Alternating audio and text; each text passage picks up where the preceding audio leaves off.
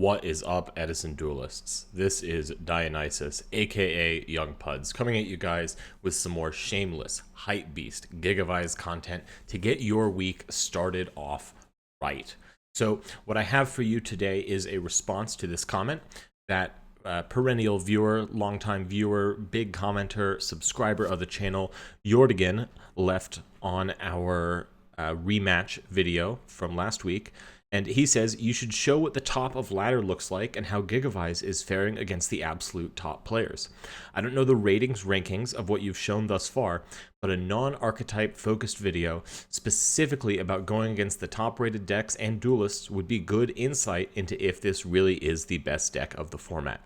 And folks, I thought this was a fantastic idea. I'm seeing 10 whole people are agreeing. So let's jump right into it. Let's journey beyond the breath of the northern wind and find those at the very top of the world, the top of the Edison community, and like David facing off against Goliath, let's see how we are able to match up against these powerful elite duelists. So first match we have today, this is against Johnson Boss. I think if you've played online, you probably have played against J-Boss. J-Boss is a fantastic Gladiator Beasts player. I always have a great time playing against him.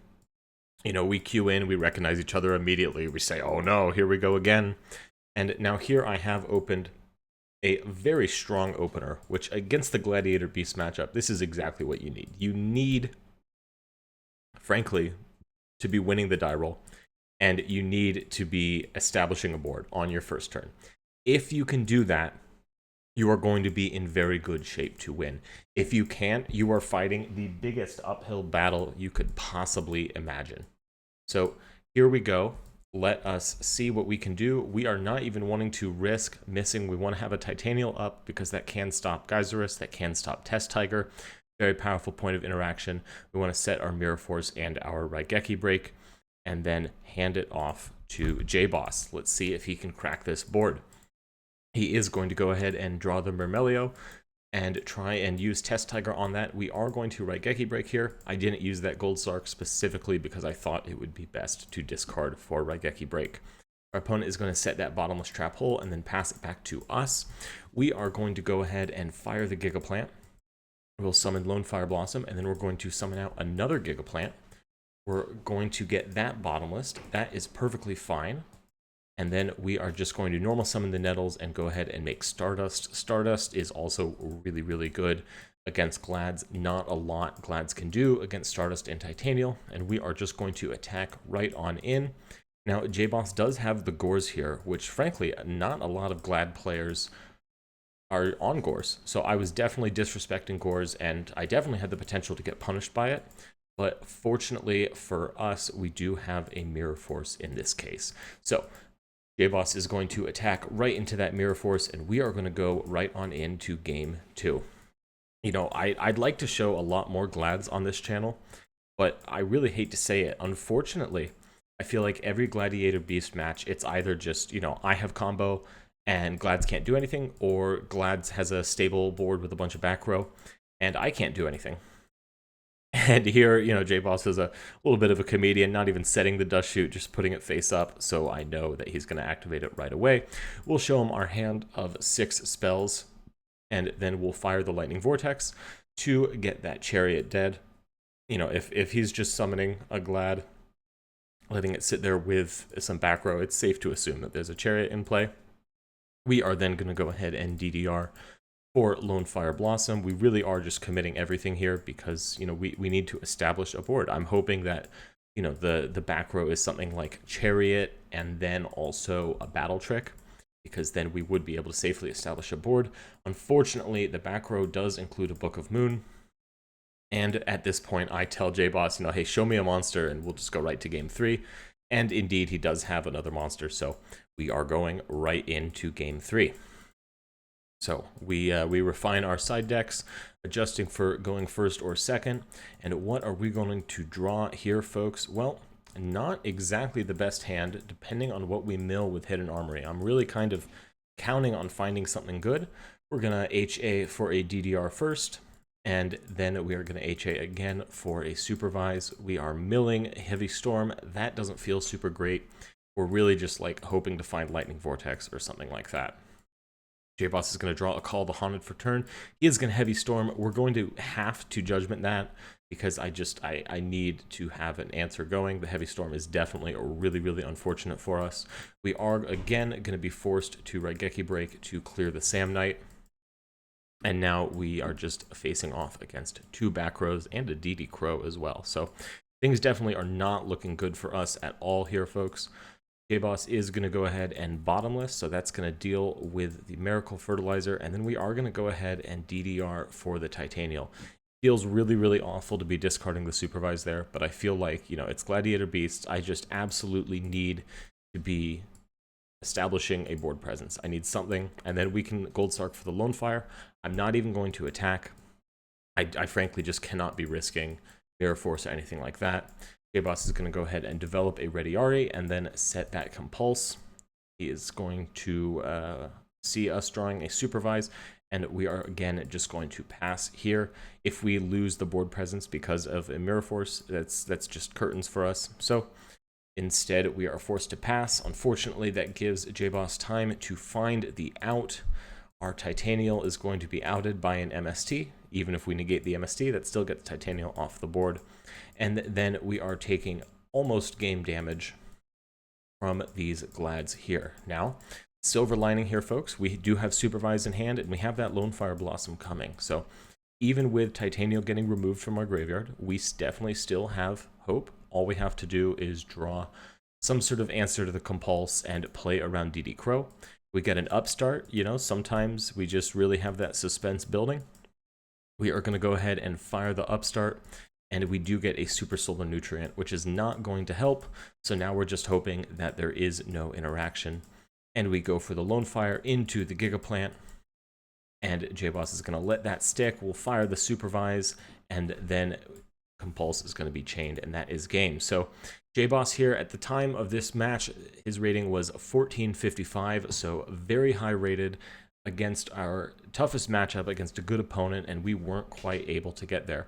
I think you can see, though, that it was definitely a close match. You know, if 1 or 2 draws had gone a little differently in either direction in either of these games, really could be anyone. In the last 10 times I have faced off against J-Boss on ladder this season, J-Boss has won 6 of those, and I have managed to win 4. So definitely not an unwinnable matchup, but scary nevertheless. Next up, we have this match that I played against Ghost Rider 15 himself, maybe the best Dragon Turbo player in the game right now. At the time of this, I think he had just made this account, so his rating was only around 800, but you can look now and his rating is currently at 1315, so definitely one of the best duelists around. We're going to start off with a Gold Sark for Lone Fire and then set Dust Shoot, Solemn Judgment, holding our 2 Supervise and our Heavy Storm. Just about as good of a start as you could want. We're going to fire the Dust Shoot to get that red MD out of our opponent's hand and get a better look and see that, well, you know, this seems to be one of many such cases where Dragon Turbo is just bricking. So he is going to go ahead and fire the Foolish Burial to get a Blue Eyes to his hand. He's going to need to find a trade-in to get something going with that, and he's going to set the Call of the Haunted. We're going to draw, we find an Upstart Goblin, which we will fire. We're going to find a Torrential, which we are then going to set, and we'll pass it back. And now he is going to draw a Reckless Greed, so nothing really that is going to answer the Lone Fire Blossom, and we do have the Solemn Judgment anyways. Now, we are going to draw a Dandelion for turn. I definitely could Heavy Storm here, but I know that Dragon Turbo doesn't really play a lot of real traps. I saw that one of them is a Call of the Haunted, so I'm not worried about that. And if, in the off chance that this Reckless Greed is real, we do have a Solemn Judgment. So, of course, I will be holding the Heavy Storm here. Now we are just going to try and see if we can push in for damage. Shouldn't be too difficult. We do have 2 Supervise in hand. Hard to lose in this scenario. We'll summon Copy Plant and get Power Tool Dragon. If we hit another Supervise, that's fantastic. Otherwise, just getting those extra cards in play is also going to be very good for us. We do hit a Mark of the Rose. That is totally fine. And we are going to go for a second power tool dragon. Again, you know, if we can hit that third supervise, that is going to be fantastic. If we hit a DDR, then we have a really, really good follow-up for the future. So let's see what we hit here, folks. And it is, unfortunately, the DDR. Our opponent was at 9,000, so just the standard lone fire into tight tributing gigaplant line wouldn't quite be enough for GG. And our opponent is going to use the Call of the Haunted here to get another Blue Eyes to hand. I think that's a really smart play. Just, you know, 300 less damage, not the biggest deal, but just really maximizing your resources. Now, you know, he could still pull off a really strong trade-in type turn with 2 trade-in targets. And indeed, he does draw the third Blue Eyes White Dragon. And unfortunately, this is not episode 1 of the anime. You can't just drop all these Blue Eyes from your hand all at once. I don't care who you are. I don't care how much money you have. The rules cannot be screwed in this case. He is going to fire a Cards of Consonance, which is going to get him a few more cards. And now, you know, he definitely can use the second Cards of Consonance to draw even more. He does have a red MD here, and I guess he could get that going with instant fusion, but that's still not going to be super, super strong. Instead, he decides to draw even more cards, putting both of the Blue Eyes back and summoning out the Vortex Trooper. Now he's going to fire the instant fusion, costing him 1,000 life points, which when you're this low, that starts to matter just a little bit. Then he is going to fire the red MD and bring back debris. I think it looks like he's going for a simple Black Rose play. I want to preserve Solemn Judgment here, so I actually do go ahead and fire the Torrential Tribute at this time. And then he is going to get to draw 1 for Vortex Trooper, and then end phase, he'll draw 1 billion cards off of that Super Rejuvenation. Just 2, but, you know, close enough. Here we don't have anything going right away, so we're just going to set the Dandelion and then pass it back.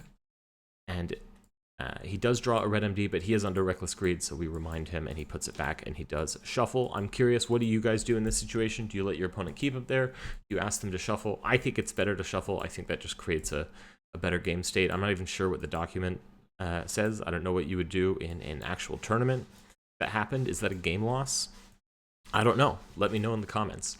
Anyways, he is going to fire that Magical Stone Excavation to get Super Rejuve back, discarding 2 dragons, and then he's going to put Kawaki Meru Drago on the field. We'll get 2 tokens off of Dandelion, but more importantly, he has committed a body, which means that he is just about to get blown out by Mark of the Rose. We're not afraid of Gores. We are not afraid of Battle Fader. We're really just not afraid of anything. And he does draw a couple extra cards. I think he didn't quite keep count properly, but it doesn't matter. We have game either way. So let us go right into game 2 here. Don't really have to side a ton for the dragon matchup. I think we are just a little bit favored. We do have a very strong board. But I tell you what is not super strong for us is our opponent opening Future Fusion. That is really, really scary. That is you know, just about the perfect thing that the deck wants to be doing. He also have Cards of Consonance to go with the White Stone. He's got a Debris Dragon and a Red MD, so he's really just got everything already. Doesn't have Super Rejuvenation, which is pretty good for us, and it doesn't look like he's also drawn anything that he might have sided in. So he is going to fire the Magical Stone Excavation to get Cards of Consonance back. Just really trying to draw as many cards as possible. And he is out of targets for the White Stone, but he does have Cards of Consonance, discarding Debris to draw 2 more cards. There he does find some interaction. I think that's what he was trying to do here, is really just dig for interaction. And again, very smart, very heads-up play, trying to find answers like that. And now, speaking of good news, we do find a Foolish Burial, which is just about perfect. So we're going to go ahead and activate that, getting our 2 tokens, and then we are going to fire Gold Sark for Lone Fire Blossom. And then we will have DDR for the Lone Fire Blossom, along with Super Solar Nutrient to get the second Lone Fire. We'll tribute both of these off. I do them at the same time just to save time here. And then Copy Plant copies Gigaplant, and we get to do that beautiful, beautiful Power Tool Dragon line, where we get a guaranteed supervised search. I actually ask him here, I say, are you Ghost Rider 15, by the way? Because My Spanish just kicked in, and I recognize that that's just El Vengador Fantasma 15. That's it's just Ghost Rider 15 in Spanish. So here we are going to go ahead and activate the supervise. We are going to tribute the Gigaplant, or tribute the Lone Fire rather, and we are going to go ahead and make a Black Brute Drago. We still have our normal summon here, so we are able to threaten 8,000 without having to tribute the Gigaplant. We do get met with the DD Crow, but we do have this Black Brute Drago, which is just always going to be really fantastic against dragons, especially with the Mark of the Rose that is already in our hand. So here we are going to just see him draw and pass. He summons or draws that Call of the Haunted and passes it back to us. We have Mark of the Rose, we have Supervise. We are going to go ahead and use Power Tool Dragon, but we don't have enough targets left in deck. So, you know, both of us did that once, him with the White Stone, me with the Power Tool Dragon. Even the best players in the world, like Ghost Rider 15, certainly not myself, make these kind of mistakes. We're going to swing with the Black Brute Drago, and that is going to get met with Call of the Haunted.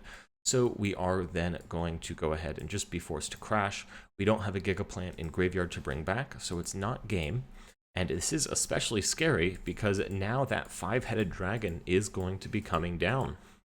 So definitely something to be nervous about. He is going to realize that that is a dragon on the field, so he will be banishing it to summon out the red MD. He does have the instant fusion, but he doesn't have enough life points to activate it. So that is really, really good for us. Always feels good to brick your opponent by running them too low on life points. He's just going to be forced to summon the Blue Eyes White Dragon, and then hits us for 2,800. So definitely, you know, we've lost control of the board here. We do draw Future Fusion. You can tell this is from when I was still doing the hero build. And we are just going to very simply Mark of the Rose to steal the Red MD. Red MD is going to bring back Brute Drago, and Brute Drago crashes with Blue Eyes, and Red MD swings in for game. So GG Ghost Rider 15. We actually had another match a little bit after this, but he did very nicely ask me not to post it. He has some just absolutely crazy side techs that you know, make for a little more competitive of a matchup against GigaVise. So on to one more duel. This is against Duelist Erect, who last I checked has been a little bit knocked down out of the top of the leaderboards, but at the time of this duel was rated 1388. This was a couple weeks ago when there were very few players. I want to say he was probably like 3rd or 4th on the ladder with that 1388 rating, and he is playing Blackwings, which I think if you look at tournament results is the best deck. We have 2 Gold Sarks here, so we are just going to go ahead and go Lone Fire and Trunade, and then we are going to pass, not wanting to set a bunch of stuff into a suspected Icarus attack. Our opponent is going to go ahead and tribute summon the Sirocco. That's going to get the Blizzard live, and that's going to get him one step closer to that dad being live. Definitely really scary for us. And now I do make a crucial misplay here, and I set both. I think really here you just want to set the one Threatening Roar. Right now I'm just playing directly into Icarus attack, and of course we do get blown out by that. Probably would not have used Icarus attack on just one set, but you know, I suppose the other one was Dust Tornado, so we would have gotten rocked either way. Now, speaking of getting rocked, our opponent is going to go ahead and summon Blizzard, special summon Bora from hand, synchro summon with Blizzard for Goyo, and then drop a dad. So a very swift defeat for us in game 1 against Blackwings, but I really think, you know, we're favored against Blackwings game 1, but after siding, I think GigaVise is even stronger against Blackwings because we can just side in such effective answers to their threats like Royal Oppression. And speaking of threats, we have a fantastically threatening hand. We have Gold Sark for Lone Fire Blossom, no DDR, but against Blackwings we can afford to be a little bit patient, especially when Blackwings opens kind of slow like they have here. He's not even going to commit the Black Whirlwind to the field. You know, all he could really search is a Vayu, and that is not going to be valuable enough for him. So kudos for making the disciplined hold. He instead is just going to set DT and Icarus attack, again wanting to preserve the Royal Oppression. Very disciplined. Here we do draw Foolish Burial, so I'm going to fire the Heavy Storm right now. I know we have that Lone Fire coming, but I want to, strike while the iron is hot. Big thing in this game and against good players is if you have an opportunity, you have to take it. You can't afford to waste opportunities. If you see a line to go for game, especially with a deck like GigaVise, it's often correct to go ahead and try and take it. If you give your opponent more time, that's just more time that they have to find answers, to have stronger crackback, to survive longer. If you think you can win the game, like with right here, Heavy Storm, Foolish Fur with that Supervise in hand, you should be trying to win. So that first Supervise did resolve, so that tells us that we don't have to worry about DD Crow, which always feels nice. We are going to go ahead and DDR here for Lone Fire, and then get Lone Fire's effect off to get a Titanial, and then we fire the Mark of the Rose to steal the Blizzard. Have to do that last, just, for a little bit of dramatic flair, I suppose. And now we are going to go into this very important game 3. We do have a nice little hand here with a couple of options. So, definitely take the time to think about what you might be doing. Here, our opponent is just going to go for the standard Shura set 1 pass. And then we get a fantastic draw of Lone Fire Blossom. So here I am going to go ahead and fire the Hidden Armory, get a Supervise for next turn, and then we are going to go ahead and Gold Sark for Giant Trunade, just to have a little more insurance in case this MST is not enough to clear the way. Our opponent is going to punch in for 1800 and then pass it back to us. And I guess he didn't want to set anymore because he felt like, okay, well, I'm banishing Trunade, which means I definitely need back row removal. Not 100% sure here. Nevertheless, we are going to fire that MST to clear the way for us to start comboing.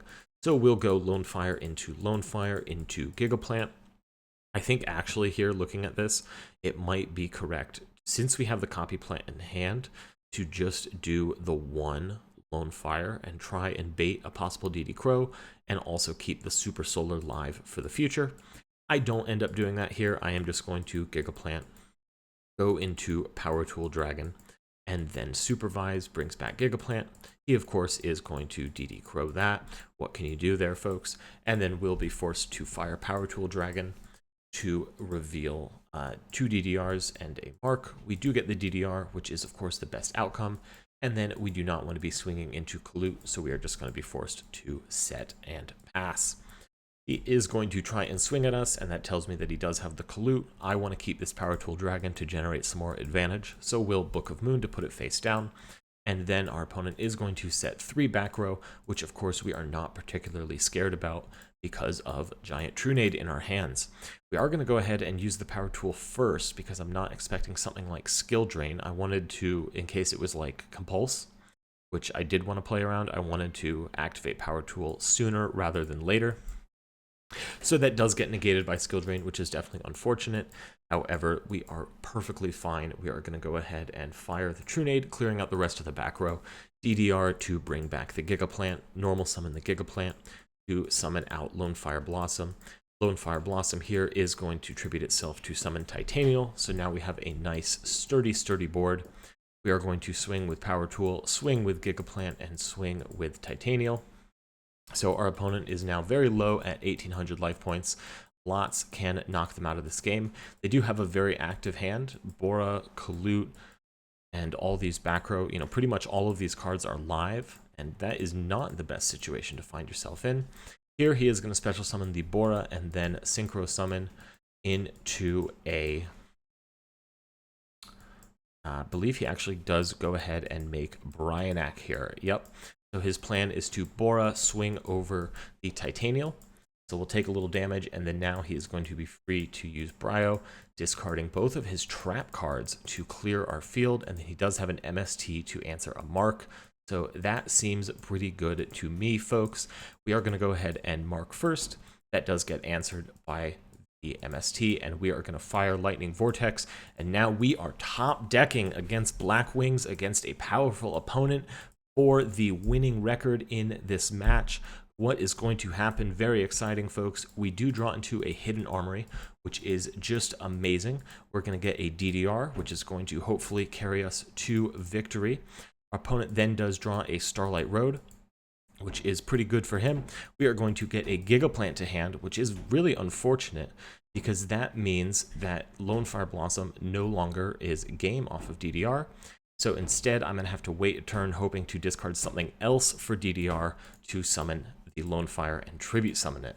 Our opponent doesn't draw anything to capitalize on just yet, and instead finds a Brain Control. We are going to go ahead and fire the DDR.